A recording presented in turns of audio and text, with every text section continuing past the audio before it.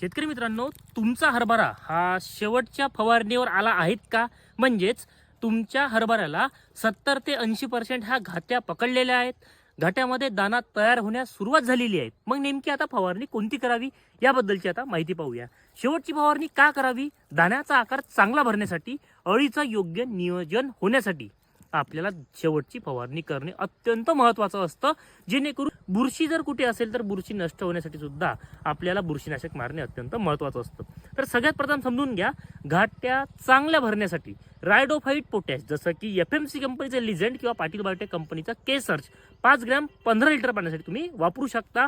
याच्यासोबत तुम्हाला अळीनाशकमध्ये मी 3 पर्याय देतो. कोराजेन वापरू शकता, ॲम्प्लिगो वापरू शकता किंवा तुम्ही याच्यामध्ये बॅराझाईट सुद्धा वापरू शकता. बुरशीनाशक गरजेनुसार तुम्ही कोणताही वापरा, काहीही हरकत नाही. ही फवारणी कधी करायची? 70 ते 80% घाट्या असल्यावर आपल्याला शेवटची फवारणी हरभऱ्यावर ही करायची आहे. माहिती कशी वाटली कमेंटमध्ये नक्की सांगा. माहिती आवडली असेल जास्तीत जास्त हरभरा उत्पादक शेतकऱ्यांपर्यंत शेअर नक्की करून घ्या. धन्यवाद.